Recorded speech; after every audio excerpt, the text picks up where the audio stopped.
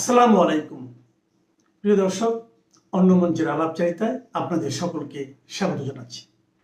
সুপ্রিয় দর্শক শ্রোতা মণ্ডলী, আপনারা এই মুহূর্তে আমাকে যে যেখান থেকে দেখছেন এবং পরবর্তী যে যেখান থেকে দেখবেন, আপনাদের সকলকে জানাই আমি আমার প্রাণ ঢালা অভিনন্দন এবং শুভেচ্ছা। এতক্ষণে ব্যানার এবং হেডলাইন দেখে বুঝতে পারছেন যে মৌলবাদীদের থাবা কিন্তু বিএনপির আমলেই বাংলাদেশে পড়ছে। তবে আমি আপনাদের উপরে বিচারের দায়িত্ব ছেড়ে দেবো, এটা কি মৌলবাদ বলবেন নাকি অন্য কি বলবেন, সেটা বিচারের দায়িত্ব আপনাদের। তবে আমার কাছে মনে হয় যেন মৌলবাদ, কারণ আপনারা আজকে বেশ কিছুদিন যাবৎ ফেসবুক এবং ইউটিউব, টিকটক, বিভিন্ন যে সোশ্যাল মিডিয়া আছে সেখানে একটা জিনিস দেখছেন যে কলেমা খচিত সাদা পতাকা, কালো পতাকা, বিভিন্ন ধরনের পতাকা যেগুলো আপনার মৌলবাদী সন্ত্রাসী গোষ্ঠীগুলা বিশ্বের বিভিন্ন দেশে ব্যবহার করে, সেগুলো বর্তমানে হঠাৎ করে বাংলাদেশ ছেয়ে গেছে। এই ভিডিওগুলো দেখে আপনার কি মনে হচ্ছে আমাদের দেশটা আসলে কোন দিকে যাচ্ছে, কোন পথে যাচ্ছে? আপনারা দেখলেন যে কলমার লেখা পতাকা প্রিন্টিং প্রেসে ছাপা হচ্ছে, কেউ প্যাকেট করছে, কেউ পৌঁছে দিচ্ছে। বাংলাদেশের বিভিন্ন কালভার্ট, ব্রিজ, খাম্বায় এই পতাকা শোভাবর্ধন করছে, নাকি মৌলবাদী তৎপরতাকে ডেকে বাংলাদেশকে আফগান, সিরিয়া বা ইরাক বানিয়ে ফেলছে? সেটা বিচারের দায়িত্ব আবারও আপনাদের কাছে। মুফতি ইজহার মুফতি ইজহার ওয়ার্ল্ড কাপ খেলার ঠিক একদিন আগেই ঘোষণা দিয়েছিলেন যে ব্রাজিল এবং আর্জেন্টিনার পতাকা যেই জায়গায় লাগবে সেই সব জায়গায় সবগুলোতে কালেমার পতাকা ঝুলাই দিতে হবে। এই কথার পরে উৎসাহ হয়ে আপনার যাত্রাবাড়ি ফ্লাইওভারের উপরে লাগানো হলো, বিভিন্ন সেতুতে লাগাই দেওয়া হইলো, বিভিন্ন বাড়িঘরের ছাদের উপরে লাগাই দেওয়া হইলো। আচ্ছা, কালেমাকচিতে পতাকা লাগানোর পরে কি বাংলাদেশের সবাই বেহেশতে চলে যাবে এরকম কিছু, নাকি এগুলো করে আইএস দেশ মৌলবাদীদের এইসব পতাকাগুলা ঝুলাইয়া দিয়া বাংলাদেশটাকে যুদ্ধক্ষেত্রে বানাবো? ভারতে নিযুক্ত দক্ষিণ এশিয়ার ইসরায়েলের যে রাষ্ট্রদূত, যে কিনা ক্ষমতা এত বড়, ওই রাষ্ট্রদূতের আপনার বেঞ্জামিন নেতানিয়াহুর পরে ওর নাম আসে। এই ভদ্রলোক বলল যে বাংলাদেশে হামাসের ঘাঁটি আছে। আর এর সাথে এগুলো এগুলো সব মিলে আসলে আপনার কাছে কি মনে হয় আমরা বাংলাদেশ কোন দিকে যাচ্ছে? আপনি কলম সাদৃশ্য কিছু ভিডিওতে দেখেছেন, এক ছবিও দেখেছেন যে কলম সাদৃশ্য কিছু বোমা এটা পাঠানো হয়েছে যে আরএফএল গ্রুপের হেডকোয়ার্টারে। আরএফএলটা কার? কাদিয়ানিদের। তো ওইখানে যদি এগুলো বিস্ফোরিত হয়েছে, দুই একজন আহত হয়েছে, এরকম ভিডিও এবং ফটো সোশ্যাল মিডিয়ায় ভরপুর। তো এগুলো আজকে পাঠিয়েছে আপনার আরএফএল, আরএফএল কাদিয়ানিদের, সুতরাং আরএফএল এর ওখানে পাঠাইছে। এরপরে বিভিন্ন হিন্দু মন্দিরে পাঠানো হইতে পারে, আমেরিকান এম্বাসিতে পাঠানো হইতে পারে, ভারত এম্বাসিতে পাঠানো হইতে পারে, আরো অনেক এম্বাসি আছে, ইউরোপের এম্বাসি আছে, এগুলো তো পাঠানো হইতে পারে। তো এটা তো রেড অ্যালার্ট। আর আমাদের দেশের এই ঘটনাগুলো যেগুলো ঘটছে বা যেগুলো দেখছেন আপনারা, এই যে আইএস সদৃশ্য পতাকা, কলমে লেখা পতাকা, সাদা পতাকা, কালো পতাকা, আবার এই খেলনা বন্দুক দিয়ে বাচ্চাদেরকে শিখানো ফায়ারিং, এবং সেখানে সামনে আবার সেই পতাকা ঝুলিয়ে দেওয়া, এগুলো সব আপনাদের কাছে কি মেসেজ দেয়? এবং এই ছবি ভিডিওগুলো বিদেশি মিডিয়ায় এবং বিদেশি দূতাবাসে কি মেসেজ দেয়? আমি ইউরোপে থাকি, আমরা জানি যে এখানে কোথাও এরকম কিছু একটা দেখলেই ওরা সবাই প্যানিক হয়ে যায়। ইউরোপিয়ান আমেরিকানরা প্যানিক হয়ে যায় যে এখানে মনে হয় মৌলবাদী। মৌলবাদী থাক না থাক, কিন্তু মৌলবাদীর চিহ্ন তখন ওরা খুঁজতে থাকে। আর এগুলো করে করে করে করে কি আমরা কি বিদেশি শক্তিকে আমাদের দেশে ডেকে আনছি দেশ ধ্বংসের জন্য? বিচারগুলো আপনারাই করেন। আজকে বাংলাদেশে এর আগে বিএনপির আমলে 560টি জায়গায় একসাথে বোমা বিস্ফোরণ ঘটেছিল। আর আজকের এই পতাকাগুলো, এগুলো সেই বোমা বিস্ফোরণের চেয়ে বড় বিস্ফোরা হয়ে দাঁড়াবে। আর এই বিস্ফোরা থেকে উদ্ধার পাওয়ার জন্য সচেতন মহল এখন থেকেই কাজ করতে হবে। গোয়েন্দা সংস্থা, পুলিশ বাহিনী, এদের নামা উচিত, ধরা উচিত যে এটা কেন, এগুলো করে ওরা দেশটাকে কোন দিকে নিয়ে যাচ্ছে। এই মুফতি এজার সেই দেশ নিয়ে ডুববে, এটা লিখে রাখতে পারেন। তাকে এখনই কাস্টডিতে নিয়ে তার সাথে কারা কারা আছে এদের সবগুলোকে কাস্টডিতে নেওয়া দরকার, উইদাউট এনি কজ এদের ঢুকায় রাখা দরকার 10, 15, 20 বছর। কারণ এদের মতন মৌলবাদ ইসলামিস্ট বাংলাদেশে দরকার নেই। জয় বাংলা, জয় বঙ্গবন্ধু। একটা জিনিস বলি, যেই দেশটাকে আপনি বললেন ছেঁচড়া, সেই দেশে আপনার কি কাম? আপনি এত ভালো লোক যে আমি বললাম, আপনি আমাকে ছেঁচড়া বললেন। ভাই আমি কেন আমি আপনাকে যদি চেষ্টা বলি বা আপনি আমাকে চেষ্টা বলেন, কেন আমি বা আপনি আপনার বাড়ি আপনি আমার বাড়ি কিভাবে যান, কোন আক্কেলে, কোন মুখে? এতে লজ্জাও নাই আসলে। এরা পায়ে পাড়া দিয়ে ঝগড়া করে। মূলত এই এই কষা জাহেদ, এই চিঙ্কুবাম, সাবেক আধা চিঙ্কুবাম, এবার ফুল চিঙ্কুবাম না, আধা চিঙ্কুবাম, আধা চিঙ্কুবাম কষা জাহেদ, মান্না ভাইয়ের পেতে পাঠা, এমনকি এখন এই মুহূর্তে তারেক রহমানের পূর্ণ পাঠা, সে আইএসআই এবং তুরস্কের গোয়েন্দা সংস্থার অ্যাসাইনমেন্ট বাস্তবায়নের জন্য বাটপারিটা করেছে। কোন ব্যাক করলে সার্ক ভিসা নিয়ে যাবে? সার্ক ভিসা তো ভারতে বন্ধ। আপনি সার্ক ভিসা নিয়ে কিভাবে যান? তো পুরোই বাটপারি। আর আপনি কূটনীতিক, আপনি একজন প্রতিমন্ত্রীর মর্যাদা, বাংলাদেশ প্রতিমন্ত্রী মর্যাদা ও সরকারের উপদেষ্টা। আপনার চিঠি চলে গেছে, আপনি যাবেন লাল পাসপোর্ট নিয়ে। মানে আপনার উদ্দেশ্য ছিল, বরং ভারত তো একটা ভালো দেশ, সভ্য দেশ। অন্য দেশ, এটা মালয়েশিয়া হলে তোর পাশার চামড়া তুলে ফেলতো, ওরা তো 7 দিন জেলে দিত। জেলে দেওয়া পাশার চামড়া হয়েছে 2টা করে বাড়ি দিয়ে তারপর পাঠাইতো। ভারত সভ্য আচ্ছা, দেশ। আমেরিকা কানাডা হলে কি করতো? আমেরিকা কানাডা হলে কি করতো? আমেরিকা কানাডা হইলে তো ওরা তো মানে ঢুকতেই দিত না, ওরা তো ঢুকতেই দিত না। আসলে আমরা এই জাহিদ পাড়াকে নিয়ে আলোচনা করে আমাদের মূল্যবান সময় নষ্ট করে ফেলেছি। না একটু করতে সময় নষ্ট না, জনগণ বুঝে। যেমন আমিও তো সকালে ভুল বুঝছি, আরে আচ্ছা, বাংলাদেশ তো জানিয়েছিল ইন্ডিয়াকে, তারপরে জাহিদ কি চেনে নাই কেন? এখন তো দেখি অন্য কথা, কবি বললেন অন্য কথা, চিনবে কিভাবে? এটা তো জাহিদ হলো টোটালি 420, মানে 420 আমাদের আঞ্চলিক ভাষায় বলে। বাংলাদেশের মানুষ কিন্তু 420 বাংলায় বলে না, ওইটা যখন বলতে যায় তখন বলে 420। আগে একটু বলে নেই ভাই, আমার যে গেঞ্জি দেখতেছেন, আমি হলাম গুপ্ত আর্জেন্টিনা, হলুদের মধ্যে কিন্তু আমি আর্জেন্টিনা, বুঝতে পারছেন? আপনারা ওই যে আওয়ামী লীগের মতো বিভ্রান্ত হেন না, হলুদ দেখেই মনে করেন না যে ব্রাজিল, বুঝতে পারছেন? গুপ্ত গুপ্ত, আল্লাহ। জি জি, গুপ্ত। আসাদ কিন্তু একটা পোস্ট দিয়েছিল, ব্রাজিলের পক্ষে পোস্ট দিয়েছিল, নিচে লেগেছে গুপ্ত ব্রাজিলকে ধরার জন্য আমি এই পোস্ট দিয়েছি, ঠিক আছে? তো এরকম আর কি। যাই হোক, সেটা অন্য বিষয়। ব্রাজিল পৃথিবীর সেরা দল, কোনো সন্দেহ নাই। আর্জেন্টিনাও সেরা দল। ফুটবল বিশ্বে তাদের শিল্প, তাদের নৈপুণ্য আমরা দেখার মতো, কোনো সন্দেহ নাই। ব্রাজিলের আমি ব্রাজিলের ফ্যান, কিন্তু ভালো খেলাকে ওদের নৈপুণ্য দেখলে আসলে অসাধারণ, তাদের কোনো সন্দেহ নাই। যে এবার প্রসঙ্গে আসি, কিন্তু তার চেয়ে বড় নৈপুণ্য দেখাইছে আমাদের কষা জাহিদ, তার চেয়ে বেশি নৈপুণ্য দেখাইছে তারেক রহমানের পাড়া। সার্কের ভিসা নিয়ে এসে চলে গেছে ইন্ডিয়া, আর কোনো দেশ পায় নাই, সার্কের ভিসা নিয়ে ইন্ডিয়া গেছে। পাকিস্তান গেলে তাও চলতো, ঠিক আছে? আচ্ছা, একটা প্রস্তাব দেই আমি, জাহিদ পাঠারে ওর টিকিটের টাকা আমি দিব, জাহিদ পাঠাকে সার্কের ভিসা নিয়ে একটু যাইতে বলেন তো, পাকিস্তানে ওরা ঢুকতে দেয় কিনা? বাটপারি, তাহলে কিন্তু দুধ কা দুধ পানি কা পানি হয়ে যায়। আপনি একটা জিনিস খেয়াল করেন, মামুনুল হক, এই যে মৌলবী 501, যে এখন 501কে উদযাপন করে, তারপরে মধুপুরের পীর 501 কিনে দেয় না, আমাদের মধুপুরের পীর, এই দুইজনে মিলে দুবাই থেকে আফগানিস্তানে গিয়েছিল বিনা ভিসায়, বিমানে। দেখেন, তাদের বিনা ভিসায় নিয়ে আসলো, নিয়ে গেল, আবার বাংলাদেশ পাঠাইলো। জাহিদ পাঠা তো দেখে মৌলবীদের চাইতে অযোগ্য, তার কাছে পাসপোর্ট থাকার পরও ঢুকতে দেয় না। হ্যাঁ হ্যাঁ, আস্তাগফিরুল্লাহ। আসলে জাহিদ যা চেয়েছিল সেটা সে সাকসেস হয়েছে। প্রথমত সে আলোচিত হবে, দ্বিতীয় সে বাংলাদেশ ভারতের মধ্যে সম্পর্ক তিক্ত ঘটাবে, তিক্তপূর্ণ একটা ঘটনা নিয়ে আসবে সামনে, তিক্ততাপূর্ণ করবে, এটা সে চেয়েছিল। তো জি বলেন প্লিজ। একটু এই যে 20,000, এইটাকে একটু ঠিক করতে হবে। ওটা 20,000, হযরত আলী 20,000 নিম গাছের চারা দিতে চেয়েছিলেন, 20,000 অনেক দাম। আমি 2,000, তাই না? জি 2000। তবে আপনাদের সেটা একটা ভালো উদ্যোগ, দুজনেরই ভালো উদ্যোগ। এটা কিন্তু 1000 অলরেডি দিয়েছেন, 1000 অলরেদি 1000 দেওয়া হয়ে গেছে, বাকি 1000 এর আমি দেব। আর 1000। জি জি, শুনেন, এই যে হযরত সাহেব, আপনাকে আরো 100 চারা আপনাদের, কারণ সব জেলায় তো আমাদের পাঠাইতে হয়, আপনার জন্য আরো 100 অতিরিক্ত মঞ্জুর করা হলো। জান, আপনাকে দিয়েছি, আরো 100 আপনার জন্য মঞ্জুর করলাম, কাল পরশু পেয়ে যাবেন, ঠিক আছে হযরত আলী?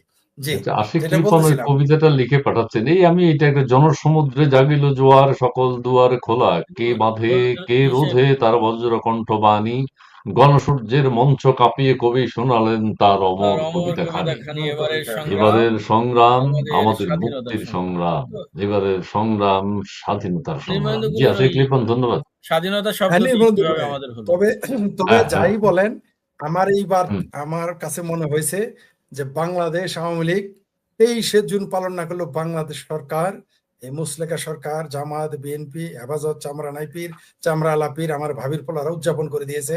কে যেন লিখেছিল, এর জন্য ধন্যবাদ দেওয়া উচিত। আমার মনে হয় কিছু তবারক, কিছু বাতাসা, কিছু কদমা, এগুলো আমাদের ভাবির পোলাদের আওয়ামী লীগের উচিত খাওয়ানো। কারণ এইরকম উপকার আসলেই মানুষ ভুলে গিয়েছিল যে 23শে জুন ছিল আওয়ামী লীগের প্রতিষ্ঠা বার্ষিকী, মানুষ ভুলে গিয়েছিল। এটা আবার মনে করে, যেটা আওয়ামী লীগ নিজে সরকারে থাকলো, 100% হ্যাঁ, আওয়ামী আমারই লীগ মনে নিজে ছিল না। ক্ষমতায় থাকলে, জি জি জি, আওয়ামী লীগ নিজেও ক্ষমতা থাকলে এটা এইভাবে উদযাপন করতে পারতো না, এটা করে দিয়েছে। আওয়ামী লীগের উচিত যে এদের জন্য তবারক হিসেবে বাতাস ও কদমা পাঠায় দেওয়া দরকার, এবং এর জন্য দরকার আমিও কিছু যদি এতে যদি করতে হয়, মানে কি বলে, তবারক দেওয়ার কিছু সামিল হইতে হয়, কিছু পয়সা দিয়ে আমি রাজি আছি। কারণ এরকম উপকার বাংলাদেশে আওয়ামী লীগকে যে উপকার করে দিয়েছে আমার ভাবির পোলারা, এটা আওয়ামী লীগের এবং শত্রুরা সেনাবাহিনী। করতে পারবে।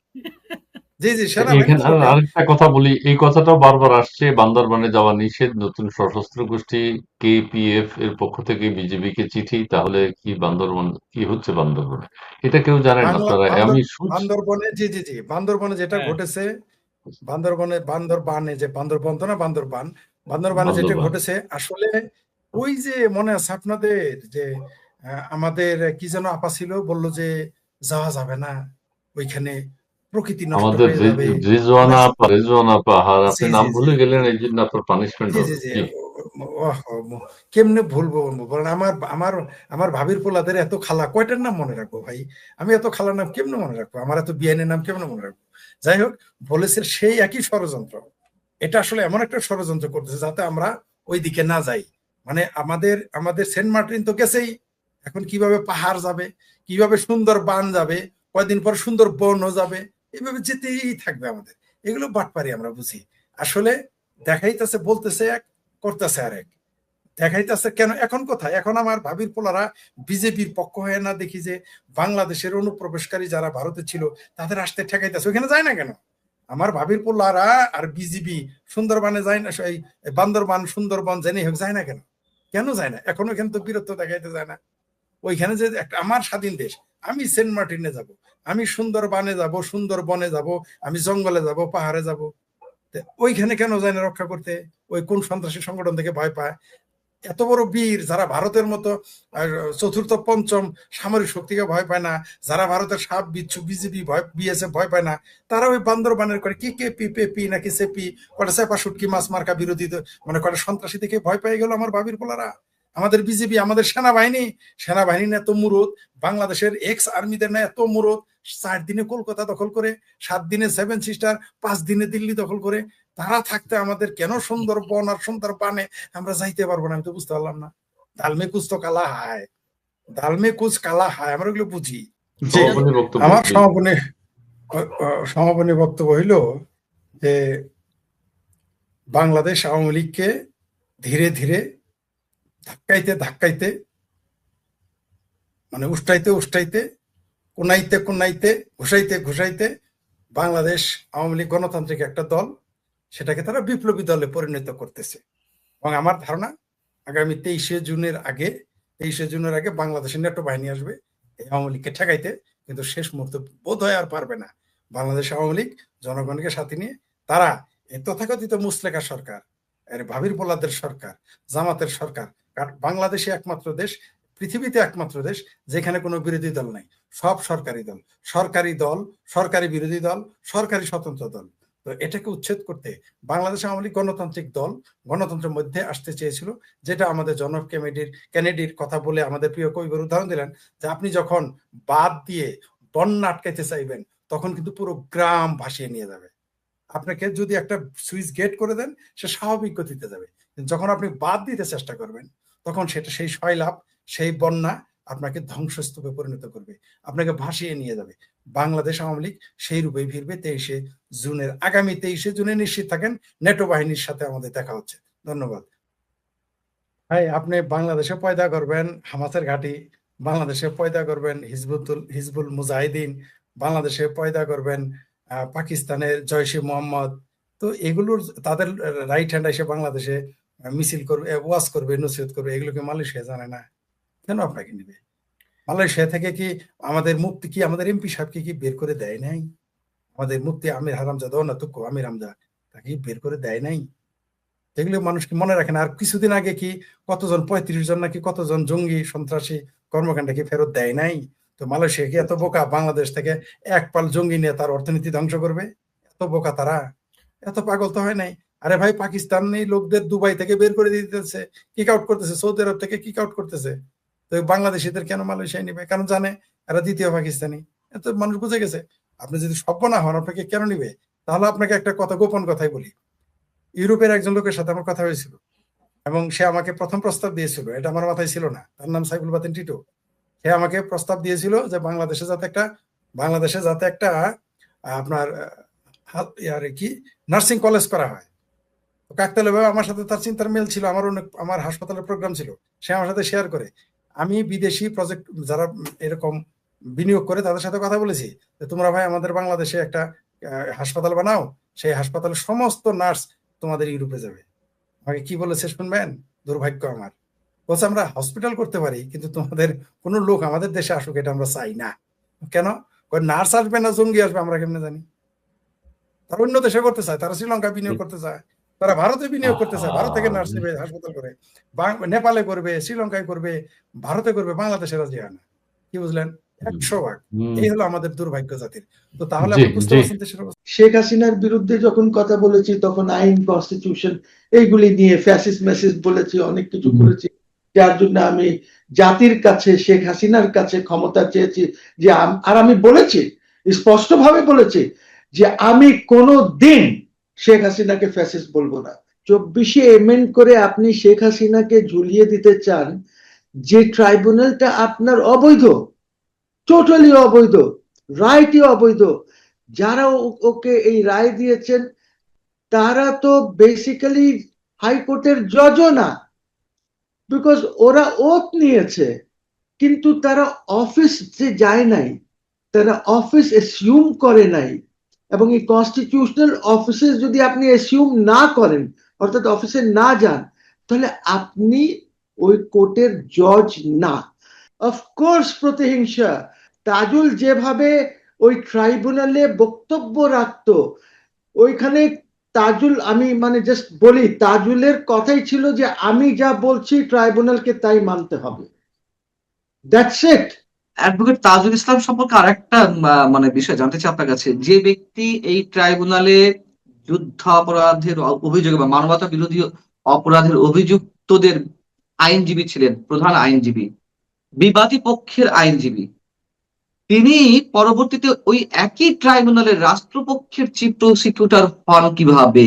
এটির কোনো বিধিমালা কি নেই আইনে যে এইটা হতে পারে না, বা conflict of interest? Of course conflict of interest, because যেদিন উনি হয়েছেন সেদিনও 30টি মামলা পেন্ডিং ছিল কমপক্ষে আইসিটিতে। এখন ওই 30টি মামলার তো আর কোনো কথা নাই, সবাইকে বেল দিয়ে দিয়েছে। এই যে নতুন everybody has got a bail, সব বাইরে ঘুরতে। আমার কয়েকটা গ্রাউন্ডস আছে। গ্রাউন্ড হলো এক, যে ইটস এ ল, যেটা একটা পারপাস ছিল, একটি নির্দিষ্ট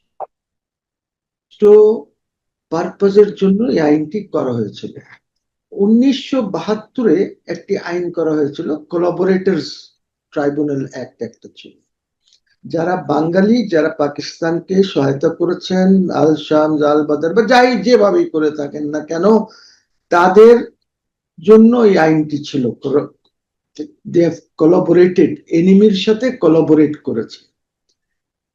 1973-তে সংবিধান হওয়ার পর এই আইসিটিটা এসেছে, ইন্টারন্যাশনাল ক্রাইমস ট্রাইব্যুনাল। এটার বেসিসটা ছিল আমাদের যে নিউরেমবার্গ ট্রায়াল হয়েছিল এবং যে টোকিওতে যে ট্রায়ালটি হয়েছিল, ওইটার পক্ষে একটা সমন্বয় করে এই আইনটি করা হয়েছিল।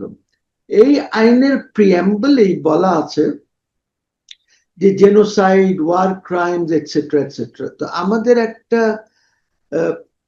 ডক্ট্রিন আছে যে এটাকে আমরা বলি এজেস্টাম জেনারেস, অর্থাৎ ওয়ার ক্রাইমস, জেনোসাইড এইগুলি সব একত্র করে আমাদেরকে দেখাচ্ছে যে আমরা এই কাজটা যদি হয় তাহলে এইটা ইন্টারন্যাশনাল ক্রাইমস ট্রাইব্যুনালে এটা করা যাবে।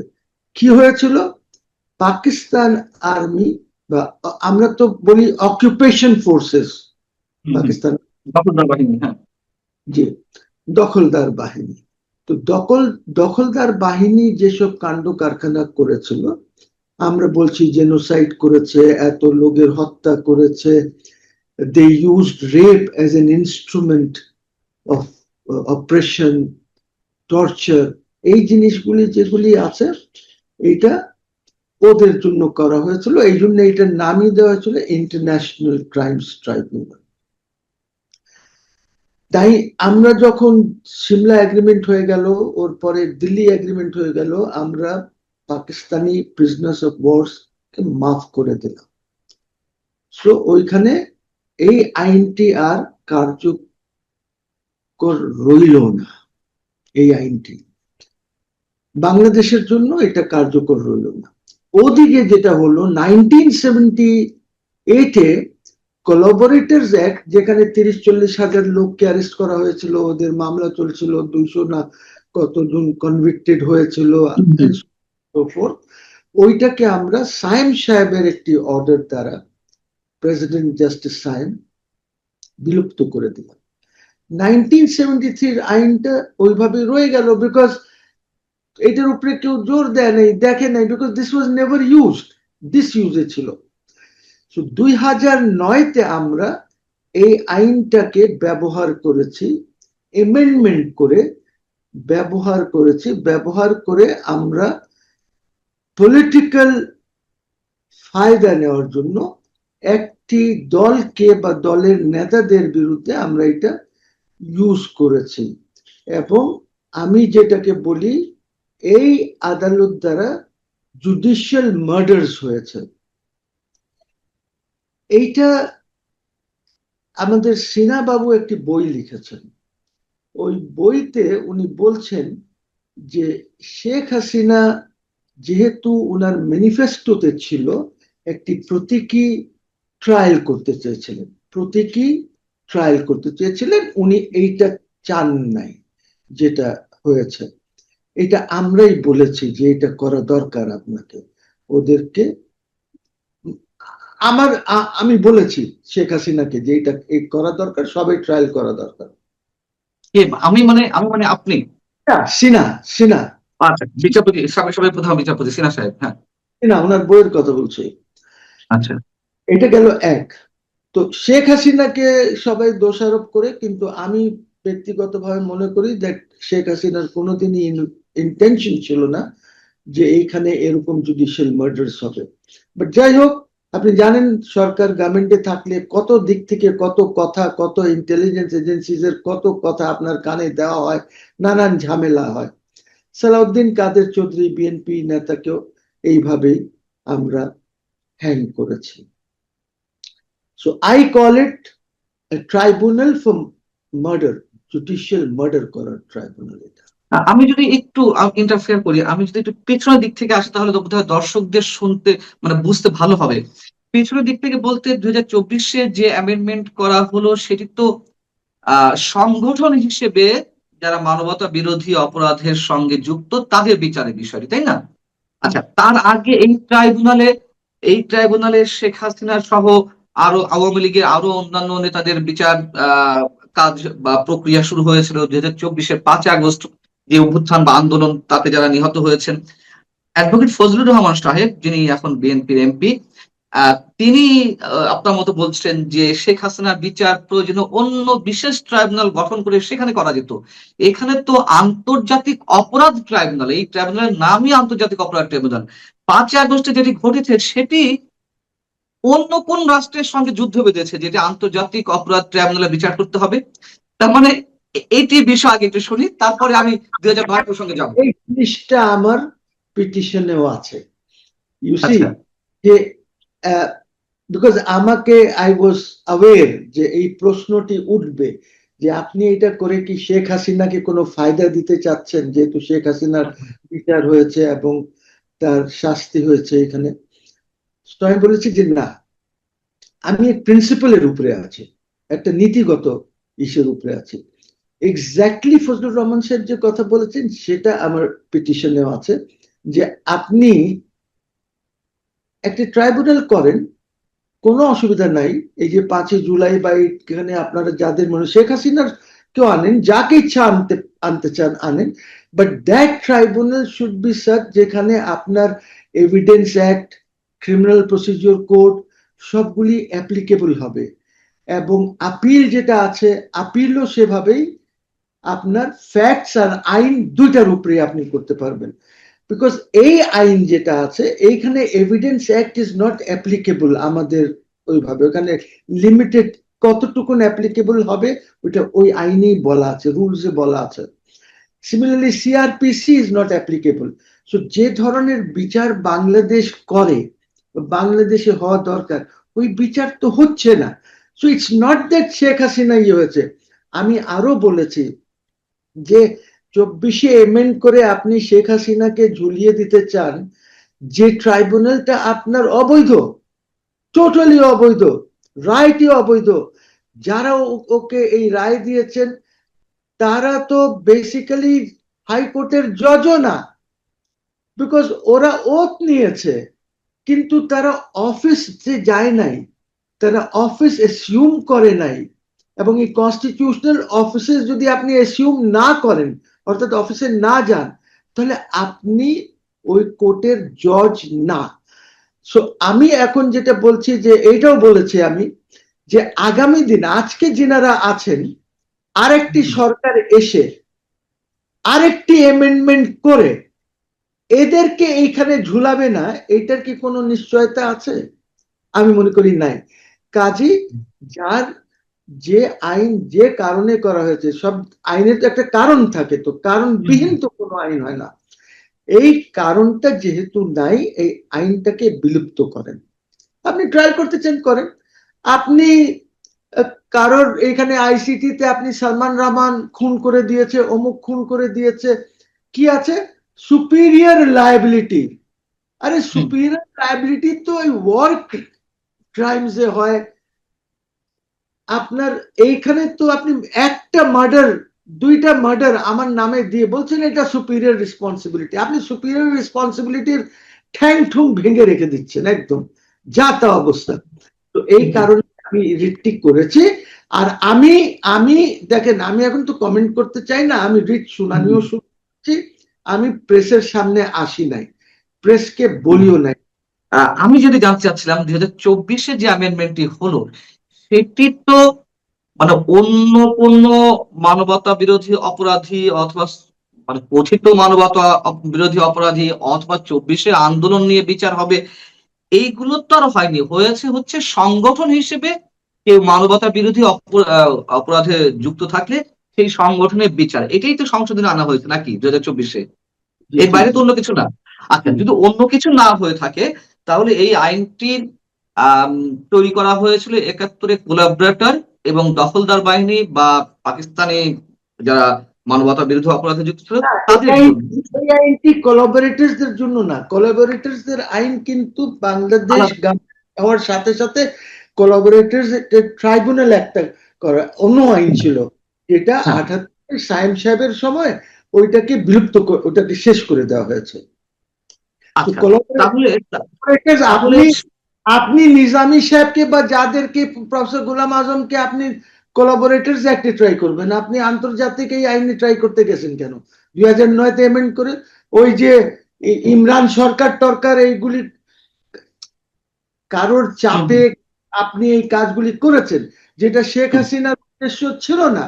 শেখ হাসিনার উদ্দেশ্য ছিল প্রতীকী ট্রায়াল করা, যেটা সিনহা তার বইতে বলেছে। কোয়েশ্চেন ইজ এইটা গিয়ে তো পড়লো শেষ পর্যন্ত শেখ হাসিনার মাথায়।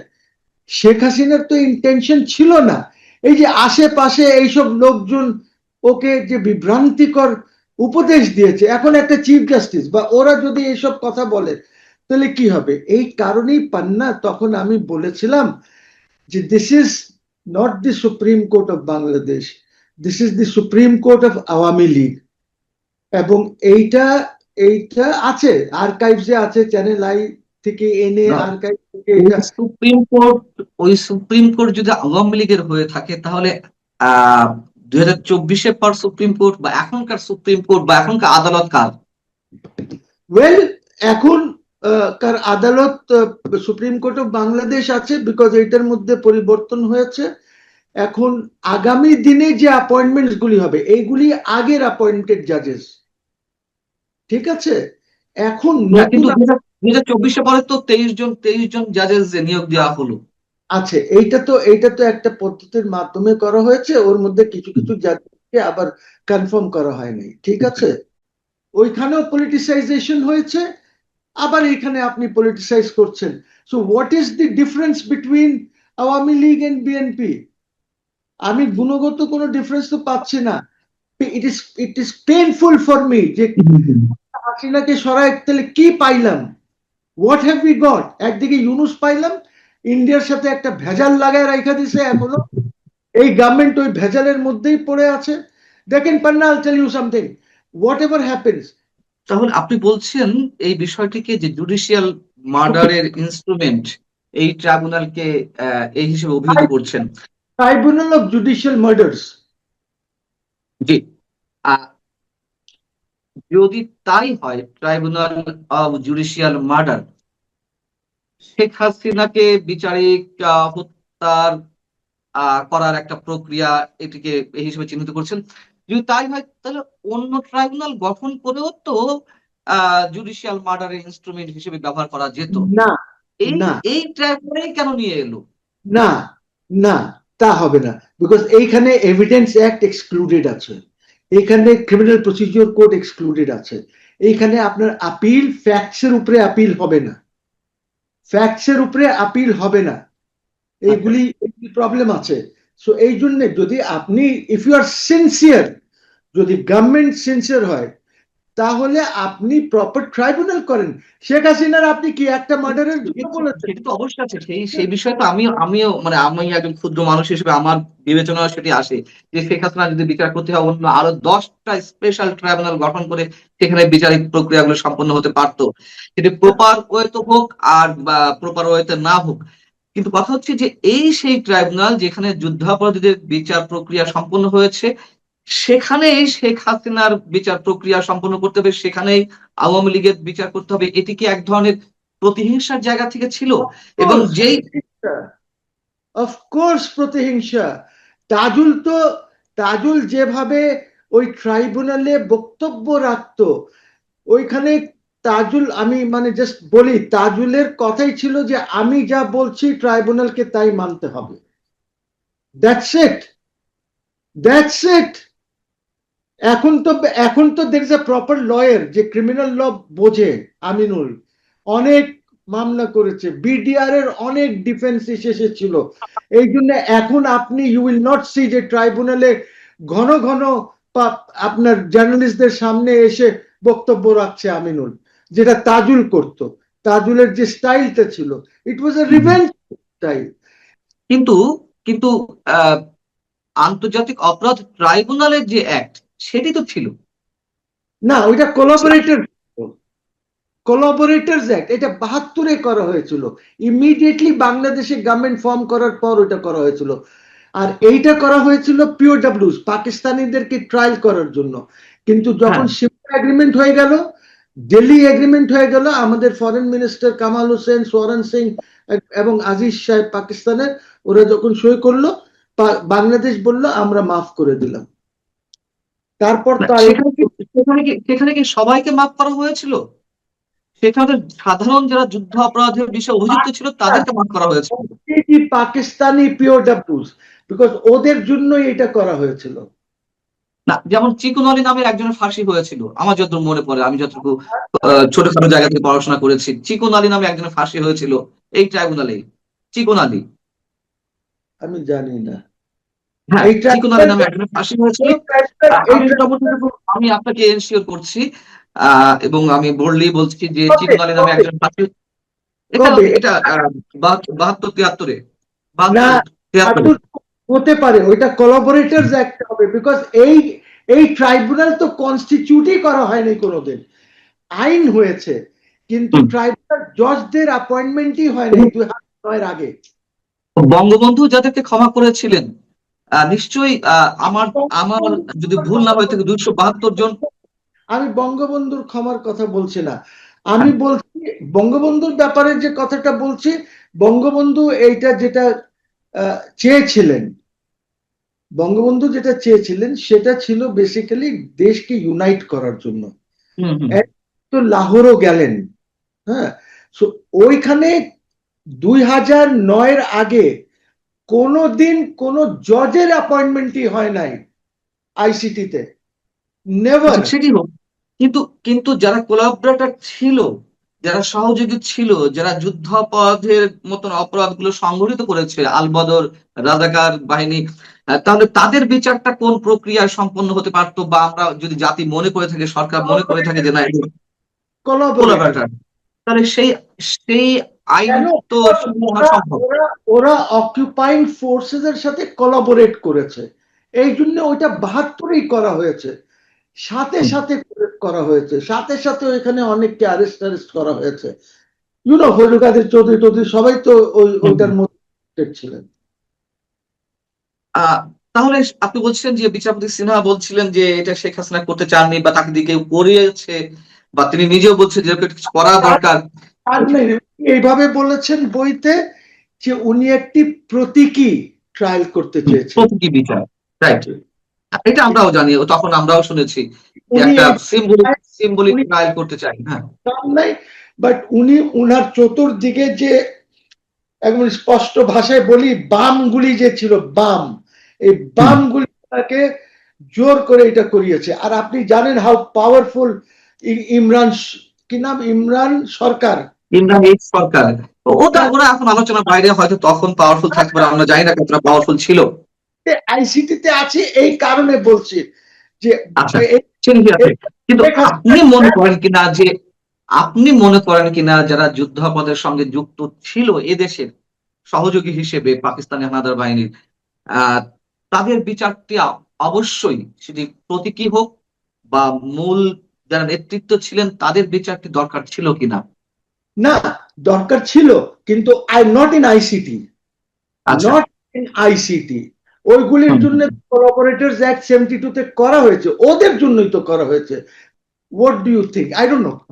জনগণকে তো এইগুলি বুঝতে হবে, আমাদের জনগণ তো ওই লেভেলের চিন্তাধারা করে না, ঠিক আছে? আমি শেখ হাসিনার বিরুদ্ধে মুভমেন্ট কে করেছে? আমি করেছি না, আমরা অনেকেই করেছি না, কত কিছু বলেছি না শেখ হাসিনার বিরুদ্ধে। আজকে শেখ হাসিনার পক্ষে আমি কেন কথা বলি? আজকে আমি না, ওই রিক্সালার সাথে যখন কথা বলি, ওই টঙ্গে গিয়ে যখন চা দোকানে আমি একটু দাঁড়াই, তখন যে আমি কথাবার্তা শুনি, সবাই যখন বলে যে না শেখ হাসিনাই ভালো ছিল, তখন আমি কি করব? আমরা কয়েকজন শিক্ষিত, ওই যে 18-20 কোটি লোক যারা গ্রামে বাস করে, তারা কি কোনো রোল প্লে করেছিল? আমরা তো একটি আমেরিকান কনস্পিরেসির মধ্যে, এই যে ছেলেপেলেরা ছিল, ডক্টর ইউনুসের কনস্পিরেসি, আরো যে কিছু লোকজন ছিল ওদের কনস্পিরেসির মধ্যে, এই যে মজুমদার, ওই যে আমেরিকান এনজিও দালাল, কি নাম, ওই যে সুজনের, এইসব চোরটা এইগুলি কনস্পিরেসি করে দেশটাকে ধ্বংস করে দিয়েছে। Asif Nazrul, Rizwana, you understand, these are the people যারা ডিস্ট্রয় করেছে। আমরা আজকে আমার ডেভেলপমেন্ট দেখো নাই, আজকে আমরা জিনিসপত্র ইনফ্লেশন দেখো কত হয়ে গেছে। এই জন্য আমি বলি আমি তারেক সরকারকে সাপোর্ট করছি এখন, কিন্তু উনি যে কিছু বেসিক মিস্টেক করে দিলেন না ফাউন্ডেশনে, ওইটা উনি করে ফেলেছেন। উনি যদি এটা চেঞ্জ করেন, ওনার বডি ল্যাঙ্গুয়েজ আমি দেখছি ভালো আছে, ওনার কথাবার্তা ভালো আছে। এখন এইখানে দুইটা জিনিস আছে, পান্না, আমি তোমার সামনে খুব ভালো কথা বলছি, খুব আছে, পিছে গিয়ে চোখ মাইরা দিলাম যে ধর করো গিয়ে, আমার এটা তো পাবলিক জন্য বলছে। I don't know if that is happening, জি। জানি না। আমি এবার একটা ব্যক্তিগত প্রশ্ন করতে চাই। ব্যক্তিগত প্রশ্ন বলতে যেমন অ্যাডভোকেট ফজলুর রহমান সাহেব যখন এই ধরনের মন্তব্য করেছিলেন, তখন কিছু ব্যক্তি বা প্রসিকিউশন টিমের অনেকেই আপত্তি জানিয়েছিলেন এবং তাকে আদালতে উপস্থিত হয়ে এই মন্তব্যের কারণে যে এই ট্রাইব্যুনালের অবৈধ শেখ হাসিনা বিচারের জন্য তাকে নিঃশর্ত ক্ষমা চাইতে হয়েছিল। এখন আপনি সেই একই কাজ আইনি প্রক্রিয়ার মধ্যে দিয়ে যাচ্ছেন। অ্যাডভোকেট ফজলুর রহমান রহমান সাহেবের সাথে যা করা হয়েছে সেটি কোন ধরনের আচরণ হয়েছে আপনার মতে? আই থিঙ্ক এইটা ফজলুর রহমান সাহেবের সাথে এই আচরণ করা উচিত হয় নাই। এইটা আপনারা জানেন যে তখন তাজুল সাহেবই ছিলেন যখন এই এই জিনিসটা হয়েছে। তো তাজুল সাহেবের একটা এই ঘৃণার দিক একটা আছে খুব বেশি। আমরা যারা আছি আমরা তো কারোর বিরুদ্ধে এরকম ঘৃণা না। আমি ইউনূস সাহেবের বিরুদ্ধে যতই কথা বলি কিন্তু ঘৃণার দিক থেকে না, শুধু আই এম কনফাইনিং মাই সেলফ ওনার ব্যক্তিক না, উনি যেসব গোলমাল করেছেন। আমি শেখ হাসিনার বিরুদ্ধে যখন কথা বলেছি তখন আইন, কনস্টিটিউশন এইগুলি নিয়ে ফ্যাসিস্ট মেসেজ বলেছি, অনেক কিছু করেছি, যার জন্য আমি জাতির কাছে, শেখ হাসিনার কাছে ক্ষমতা চেয়েছি। যে আর আমি বলেছি, স্পষ্টভাবে বলেছি যে আমি কোনো দিন শেখ হাসিনাকে ফ্যাসিস্ট বলবো না। আমি হয়তো, আমি জানি না কার সাথে, বাট এইগুলি সব ভাইরাল হয়েছে। সো কোয়েশ্চেন ইজ যে আমরা তো এখন বুঝতে পারছি ফ্যাসিস্টের তো অনেক ধরন আছে। এই যে গুম খুন, গ্রামের কোন লোকটা গুম হয়েছে? 18-20 কোটি লোকের কোন লোকটা গুম হয়েছে? যা হয়েছে এই যারা হয়তো ফেসবুকে কন্টেন্ট ক্রিয়েট করে, যারা হয়তো কিছু রাজনীতি নিয়ে কথা বলে, ওরাই তো হয়েছে। 18 কোটি লোক। কিন্তু এই হাসিনা রিজিম যাওয়ার জন্য 18 কোটি লোক এফেক্টেড হয়েছে। আমি অ্যাডভোকেট তাজুল ইসলাম সম্পর্কে আরেকটা মানে বিষয় জানতে চাই আপনার কাছে। যে ব্যক্তি এই ট্রাইব্যুনালে যুদ্ধাপরাধের অভিযোগে বা মানবতা বিরোধী অপরাধের অভিযুক্তদের আইনজীবী ছিলেন, প্রধান আইনজীবী, বিবাদী পক্ষের আইনজীবী, তিনি পরবর্তীতে ওই একই ট্রাইব্যুনালের রাষ্ট্রপক্ষের চিফ প্রসিকিউটর হন কিভাবে? এটির কোনো বিধিমালা কি নেই আইনে যে এইটা হতে পারে না, বা conflict of interest? Of course conflict of interest, because যেদিন উনি হয়েছেন সেদিনও 30টি মামলা পেন্ডিং ছিল কমপক্ষে আইসিটিতে। এখন ওই 30টি মামলার তো আর কোনো কথা নাই, সবাইকে বেল দিয়ে দিয়েছে। এই যে নতুন everybody has got a bail, সব বাইরে ঘুরতেছে। ইউ সি, এই জন্য আইনকে কোনো সময় নিজের পক্ষে ব্যবহার করা উচিত না। এই ভিডিও যখন করছি ঠিক সেই সময়টাতে বাংলাদেশের প্রধানমন্ত্রী চীন সফরে আছেন। তার এই সফরটি কৌশলগত দিক থেকে বাংলাদেশের জন্য অত্যন্ত গুরুত্বপূর্ণ এবং এই রিজনে চীনের যে স্বার্থ সংশ্লিষ্ট বিষয়াদি রয়েছে সেগুলোর দৃষ্টিতে অত্যন্ত গুরুত্বপূর্ণ। এই মুহূর্তে বাংলাদেশ চীন থেকে যে ঋণ নিয়েছে সেই ঋণের পরিমাণ মোর দ্যান 13 থেকে 14 বিলিয়ন ডলার। এককভাবে চীন আমাদের কাছে এই টাকাটা পাবে। আমাদের মোট বিদেশি ঋণ হলো 120 বিলিয়ন ডলার। তার মধ্যে কেবলমাত্র চীনই এখানে যদি 12 বিলিয়ন ডলার আমাদের কাছে পায়, তাহলে আমাদের টোটাল ঋণের 10%, এই যাবৎ আমরা 70 থেকে এ পর্যন্ত 71 থেকে এ পর্যন্ত যত ঋণ করেছি, তো সেই ঋণের যেটা স্থিতি এটি এসে এখন দাঁড়িয়েছে 120 বিলিয়ন ডলার। 120 বিলিয়ন ডলারের মধ্যে অন অ্যাভারেজে যদি 12 বিলিয়ন ডলার, এটা 2-1 বিলিয়ন ডলার কম বেশি হতে পারে। তো এই 12 বিলিয়ন ডলার চীন আমাদের কাছে পাবে, এটার পেমেন্ট, রিপেমেন্ট।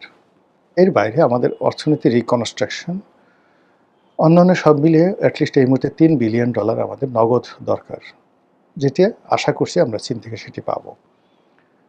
2 নম্বর হলো যে আমাদের যে ব্যবসা বাণিজ্য যেখানে রয়েছে, অবকাঠামোগত উন্নয়ন, সেখানে আরও প্রায় 20 থেকে 25 বিলিয়ন ডলারের একটা লং টার্ম ইনভেস্টমেন্ট আমাদের দরকার। শেখ হাসিনার জামানাতে এরকম একটা প্রথম যখন সেখানে গেলেন, কথা হয়েছিল যে 40 বিলিয়ন ডলার চীন বাংলাদেশে ইনভেস্ট করবে এবং সেই 40 বিলিয়ন ডলার পর্যায়ক্রমে ইনভেস্ট করবে। এটা নিয়ে আমরা খুব আনন্দে মেতেছিলাম, কিন্তু চীন এর বিনিময়ে যে শর্তগুলো দিয়েছিল আওয়ামী লীগ সরকার সেই শর্তগুলো একটাও পূর্ণ করেনি, ফলে চীনের সেই বিনিয়োগ আসেনি। অধিকন্ত চীন শেখ হাসিনার জমানার একদম শেষ সময়টা পর্যন্ত পৃথিবীতে যদি 1 নম্বর তাকে কেউ সমর্থন দিয়ে থাকে, ইভেন বেটার দ্যান ভারত, সেটি চীন দিয়েছে। তারা আনকন্ডিশনালি শেখ হাসিনাকে টাকা দিয়েছে। বলা হয়ে থাকে যে 2018 সনের যে নির্বাচন, সেই নির্বাচনে, সত্য মিথ্যা আমি আগে বলে নিচ্ছি, আমি সেই নির্বাচনে প্রার্থী ছিলাম। তো সেই নির্বাচনে ভারতের সঙ্গে বিএনপির একটা নেগোসিয়েশন হয়েছিল, ভারতের সঙ্গে আওয়ামী লীগের একটা নেগোসিয়েশন হয়েছিল।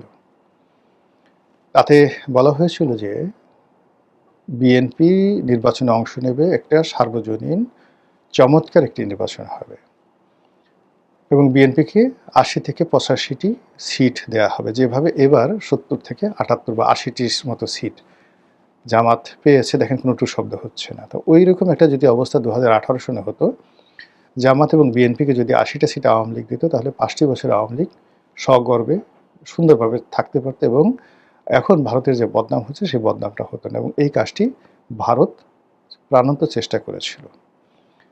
কিন্তু শেষের দিকে একেবারে নির্বাচনের 3-4 দিন আগে শোনা কথা, চীনের গোয়েন্দা সংস্থাগুলো প্রশাসনে অ্যাটলিস্ট 3,000 কোটি টাকা, কেউ কেউ বলে 30,000 কোটি টাকা, কেউ বলে 3,000 কোটি টাকা, এটি যে নির্বাচন হয়েছিল 2018 সালে তার 2 থেকে 3 দিন আগে প্রতিটি থানা, উপজেলা, জেলাতে এই টাকাটা চীন বিনিয়োগ করে।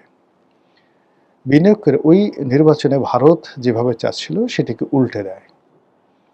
উল্টে দিয়ে যে নির্বাচন হয় সেখানে 6 থেকে 7টি সিট বিএনপিকে দেওয়া হয় এবং সারা বাংলাদেশে যে পরিবেশ পরিস্থিতি তৈরি হয় তাতে করে আওয়ামী লীগ আজীবনের জন্য পচে যায়, ভারত আজীবনের জন্য বিএনপির কাছে বিশ্বস্ততা হারায়। এরকম একটা পরিস্থিতি তৈরি করে বলা হয়ে থাকে এটা চীনের যে একটা ফাঁদ, এই ফাঁদে শেখ হাসিনা পড়েছিলেন, যেটা তার ইচ্ছা ছিল না। এবং নির্বাচনের পর 18 সালের নির্বাচনের পরে Sheikh Hasina was surprise more than anything. এই বছর যদি আপনি ধরেন রেজাল্ট দেখে 211 সিট দেখে বিএনপির লোকজন ইনক্লুডিং মিস্টার তারেক রহমান তিনি যে আশ্চর্য হয়েছেন। একইভাবে 2008 সনে যে নির্বাচন হয়েছিল সেই নির্বাচনের ফলাফল দেখেও কিন্তু শেখ হাসিনা অবাক হয়েছিলেন। তিনি সংখ্যাধিক্য আশা করেছিলেন, অর্থাৎ হয়তো 152, 155, বড়দের 160 এরকম সিট হবে, কিন্তু 2/3 ব্রুট মেজরিটি পাবে, এটা শেখ হাসিনা কল্পনা করেননি। এবং উনি ওনার প্রথম যে সংসদীয় বৈঠক, সেই বৈঠকে তিনি আমাদের যারা নতুন এমপি আমাদেরকে দাঁড়াতে বলেছিলেন। উনি আমাদের সবাইকে দেখে ঠিক মাথায় হাত দিলেন যে আল্লাহ, এটা কী করে সম্ভব, আমি তো এটা আশাই করিনি। জনাব তারেক রহমান সাহেব সে কথাটা হয়তো বলেননি কারোর সাথে এইভাবে, কিন্তু তিনিও মনে মনে চিন্তা করছেন যে 211টা সিট কী করে এলো, এইভাবে তো হওয়ার কথা নয়। তো যা হোক, এনিওয়ে সেটা হয়ে গেছে। তো এরকম যখন আমাদের নির্বাচনে নানা রকম ত্রুটি থাকে, বিচ্যুতি থাকে, দেশ বিদেশে বিভিন্ন চক্রান্ত থাকে, এরভাবে অতি আশ্চর্য রকম ফলাফল চলে আসে। তো চীন যে 2018 সনে যে গ্রিপের মধ্যে আওয়ামী লীগকে আনার চেষ্টা করলো, সেটা তারা প্রাণান্ত চেষ্টা করলো। এবং 2018 সনে 2024 সনে পৃথিবীতে সবার আগে যারা কংগ্রাচুলেশন জানিয়েছিল আওয়ামী লীগকে, সেটা হলো চীন। যেহেতু এই দুটো নির্বাচনের সঙ্গে 24 এবং 18 দুটো নির্বাচনের সঙ্গেই চীন পরিপূর্ণভাবে জড়িত ছিল। ভারত চেয়েছিল আওয়ামী লীগ ক্ষমতায় থাকুক, কিন্তু এভাবে নয়। ভারত যেভাবে চেয়েছিল যে বিরোধী দল হিসেবে এদের অবস্থান থাকুক, এবারও কিন্তু ভারত চেয়েছিল যে অ্যাটলিস্ট রিফাইন্ড আওয়ামী লীগ হিসেবেও আওয়ামী লীগ অংশগ্রহণ করুক। তো ভারতের সব চাওয়া হয়তো পূর্ণ হয়েছে নির্বাচনে, কিন্তু আওয়ামী লীগ ভারতের ফাঁদে পা দেয়নি।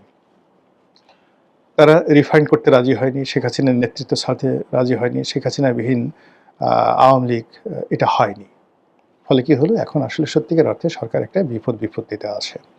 তো এনিওয়ে, এখন এই অবস্থাতে তারেক রহমান সাহেব চীনে গেছেন। ভারত যেভাবে শেখ হাসিনাকে, আওয়ামী লীগকে এখন যাকে বলা হয় একটা গ্রিপের মধ্যে পেয়ে গেছে। এখন আওয়ামী লীগকে যদি ভারত বলে যে আমাকে রংপুর লিখে দিতে হবে, তোমাকে আমি কালকে ক্ষমতায় বসাবো, আপনি বলেন তো আওয়ামী লীগ কি ওখানে দিল্লিতে বসে তারা বলবে আমরা রাজি হব না?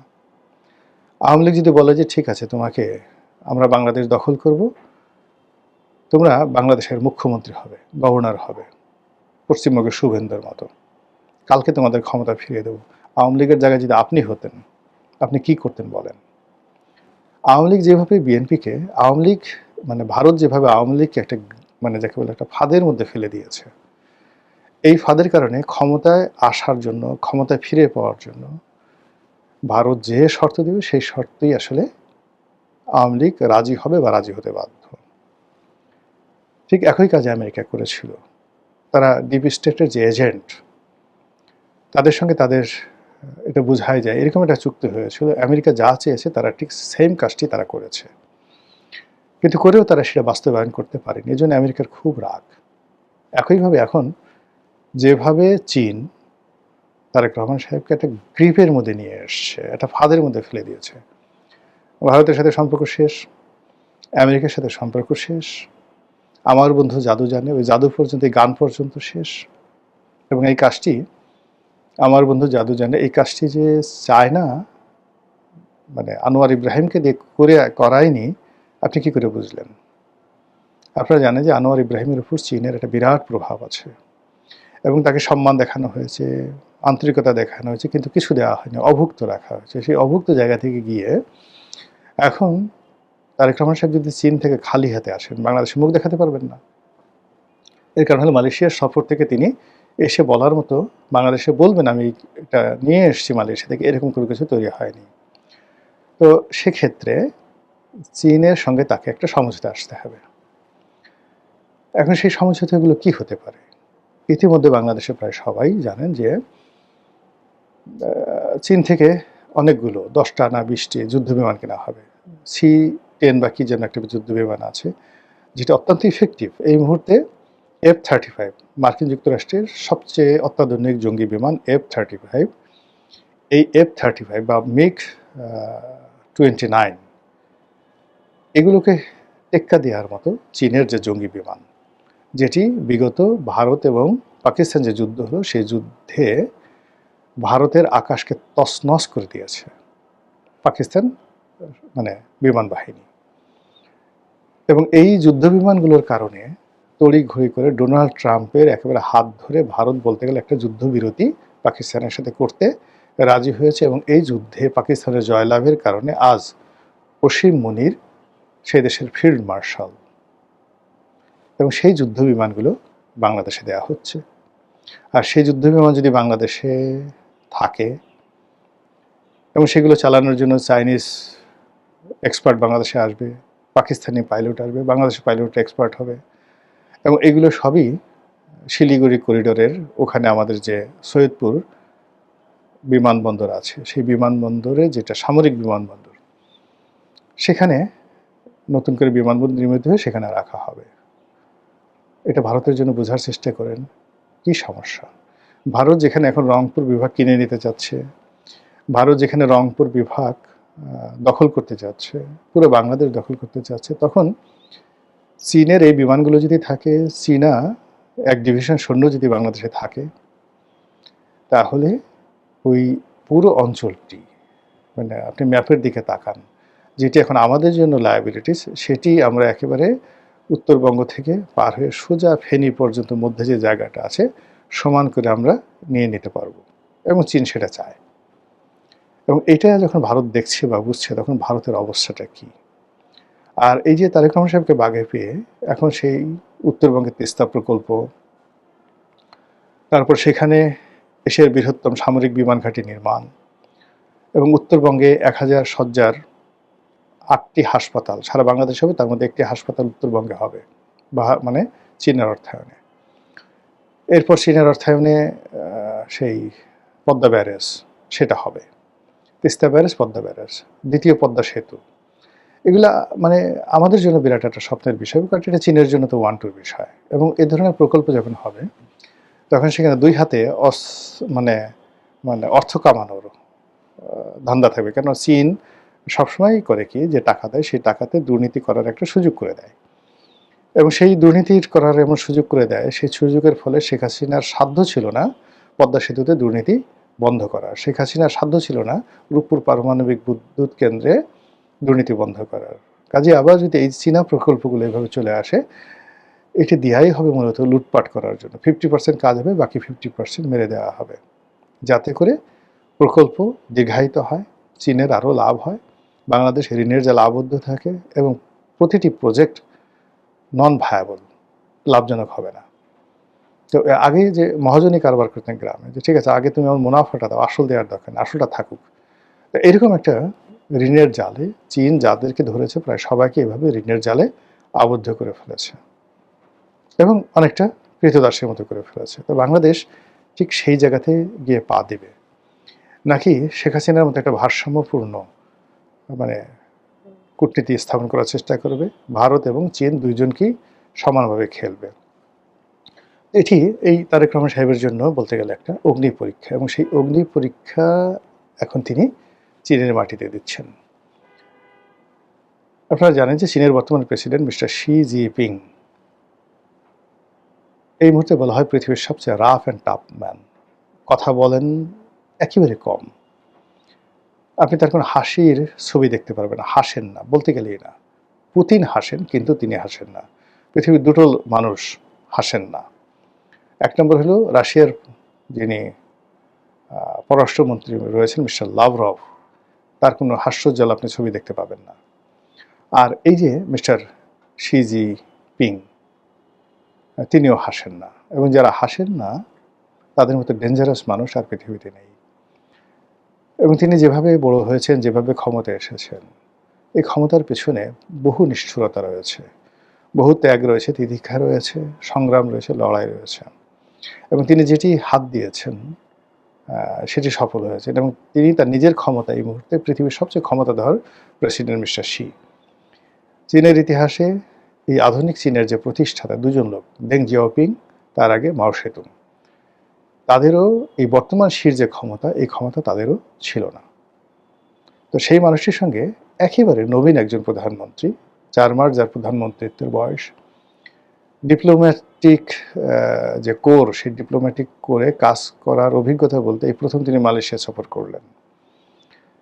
এর বাইরে তার যে অভিজ্ঞতা, এই বাংলাদেশে আসার পর রাষ্ট্রদূত পর্যায়ে ছিল, কিন্তু বাংলাদেশে আসার আগে তিনি যে লন্ডনে ছিলেন, কখনো কোনো রাষ্ট্রদূত পর্যায়ের লোকের সঙ্গে এইভাবে ডিপ্লোম্যাটিক মিশনে তিনি বৈঠক করেছেন এই দৃশ্য আমরা দেখিনি। ফলে সেই ভারী মানুষটি, পৃথিবীর সবচেয়ে ভারী মানুষটি মিস্টার শি, তার সঙ্গে আমাদের প্রধানমন্ত্রী যখন বসে আলাপ আলোচনা করবেন, সেখানে যে ফলাফল, সেটা ফলাফল কি হবে এটা নিয়ে যথেষ্ট আতঙ্কের কারণ আছে।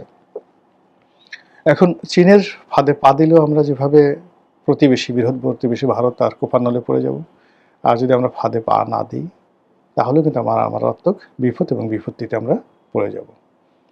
কাজে এই পরিস্থিতিতে কি হবে যখন একটা দেশ সত্যিকার অর্থে এরকম একটা সংকটময় অবস্থায় পৌঁছে যায়? গত সেই 2014 থেকে আমাদের কিন্তু এই জাতীয় সংকট শুরু হয়েছে। এই সংকট মানে চলতে থাকে, অত অ্যাটলিস্ট 20 বছর 30 বছর না হলে সংকট যায় না। এখন যে পর্যায়ে আসছি তাতে আমাদের বিরাট কোনো ক্ষতি ছাড়া আমরা আসলে এখান থেকে ইউটার্ন নিতে পারবো, এটা বলতে গেলে অসম্ভব। আল্লাহ ভালো জানেন, প্রধানমন্ত্রীকে সসম্মানে মর্যাদা সহকারে বাংলাদেশে ফেরত আনুন, চীনের সাথে সম্পর্ক হোক, সঙ্গে সঙ্গে ভারতের সাথেও সম্পর্কটা থাকুক। আমরা কারো দাসত্বের শৃঙ্খলে যেন আবদ্ধ না হই। মহান আল্লাহ আমাদেরকে সেই তাগত বা শক্তি দান করুন। আসসালামু আলাইকুম রহমতুল্লাহি ওয়া বারাকাতুহু।